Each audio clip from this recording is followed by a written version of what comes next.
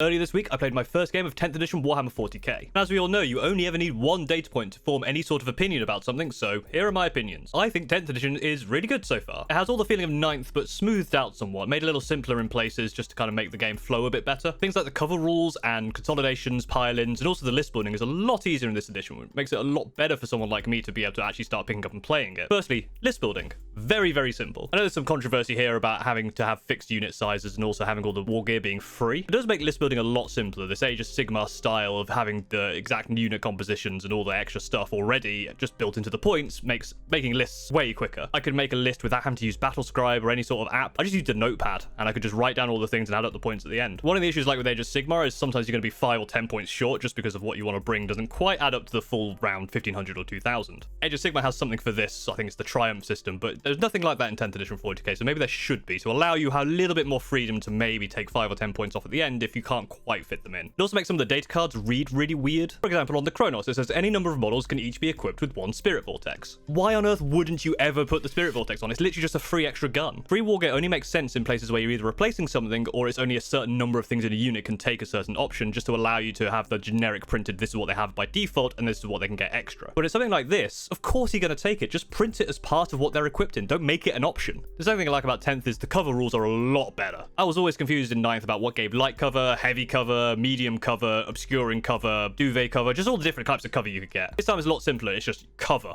Cover is cover. A lot nicer for positioning, a lot easier to understand. Don't have to try and work out what you're doing with each bit of cover here and there. It's just you have cover, you get +1 to your save. That's it. Super simple. And speaking of simplicity, the Consolidate and Pile In rules and the charge rules as well are just so much nicer. Again, something in 9th that I never really got the hang of was the Consolidate and Pile In rules and how you could get loads of extra movement from that. Now in 10th, it's just way easy to understand. If you want to consolidate, you have to move towards the closest enemy unit and get into engagement range with it. If you can't do that, you have to move towards the closest objective marker and get in range with it. If you can't do either of those, you cannot consolidate. So for example, if you wipe a unit and you don't want to move into engagement range of another enemy unit, you don't consolidate. You just choose not to. And it's much nicer, much easier to deal with. You don't have to try and do weird movement shenanigans to try and get on points or do extra wacky movements. Yeah, essentially what I like about 10th is all the things that I didn't really understand in 9th are gone and way simpler in this one. So it helps my little brain to be able to try and at least attempt to win. Drukhari, I think, are going to be very, very good in 10th edition. A lot of my lists in 9th edition were very melee heavy, especially with a lot of witches and succubi, but both of those have been heavily nerfed. And also, to be fair, none of those lists ever worked anyway, and I lost all the time, so those nerfs really don't matter. All it really means is these 10 kit bash witches and the kit bash succubi that I've made and painted aren't going to be brought to the table, which is a bit of a shame. But otherwise, I think Drukhari are going to be very, very strong, and a lot of it is down to the pain tokens. Essentially, these tokens you get at the start of the game, and you can build them by either destroying enemies or making the enemies fail battle shock, allow you to give any units you want free rerolls on stuff. Mostly I was using these on free hit rerolls, and they were very strong in those situations. I paired these with the Cronos, which allowed you to have a 50-50 chance of getting those pain tokens back, and I was being able to pump out an absurd number of these tokens. We only really played 2 battle rounds, but I started the game with 5 pain tokens, and I spent about 9, and I ended the game with 8. It definitely helps with that glass cannon feeling of Drukhari. You are very weak, but you are very much more likely to hit stuff as well, especially with your heavier shots. The Ravagers and the Dark Lances from Scourges did a lot of work. Ravagers being only 95 points for 3 Dark Lances on a pretty tough body were...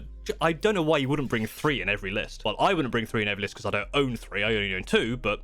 I'll bring 2 in every list. I also really think the Archon Court Kabalite combo is seriously strong. I used a Venom to split my Kabalites into 2, so half of them with the special weapons went with the Court, and with the Archon, the other half went to a Venom. And when empowered, you get full hit rerolls and full wound rerolls, and lethal hits, and you're -1 to wound when you're being shot at, and you get to fight first, and there's a Medusa doing something. Steve charged one of his big knights into this unit. It had 11 wounds left when it got to the unit. The unit had already taken damage, it had lost the Medusa and the Urgle, so it wasn't fighting first, but when it did get to fight back, it destroyed it. The Archon, Slith, and Larmian did a little bit of damage, but the Kabalites themselves did loads of damage, even if they were just whacking them with their gun. The ability to have lethal hits in this squad is insane, and being able to reroll all your hit rolls basically means you're fishing for 6s, which become lethal hits, which you, yeah, it's 3+ save on a knight, but any fails is an extra wound getting plinked off here and there, and eventually down to just the Cyberite left. He got that last wound off. So yeah, 11 wounds taken from a knight with this squad. Yeah, the knight blew up and did 11 wounds back to me immediately straight away, but I still punched a knight to death with a Kabalite warrior, so I think they're really good. A few things I need a little bit more data on are stuff like Hellions. I did bring 5 Hellions, but they obviously did literally nothing. All of their stuff is anti-infantry. So I'd be very interested in trying these guys again against probably a more traditional opponent. Steve,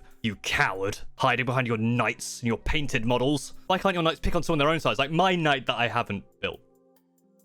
But overall, I think 10th edition is starting off very positive. I'm looking forward to getting the Leviathan box, and if you've played a 10th edition game, let me know what you thought. Write down your thoughts in the comments about list building in 10th, or any of the new stuff in 10th, index cards, your army. If you're a Death Guard player or an AdMech player, I'm so sorry. But for everyone else who's having a great time, let me know how it's going. That'll be it for this video. Thank you very much for watching. If you did enjoy this, go ahead and like, comment, subscribe, all that good YouTube stuff. And if you want to discuss more about Warhammer, come join the Discord, and Warhammer, anything else you want to talk about. I've got lots of channels in there with lots of people having a chat. In that Discord, I made an ultimatum. If I can get 10,000 subscribers by the end of July, I will buy, build, and paint Magnus the Red on stream. So share this video, like it, favorite it, subscribe, all that stuff, and try and make me regret my decisions. Thank you very much for watching, and I'll see you next time.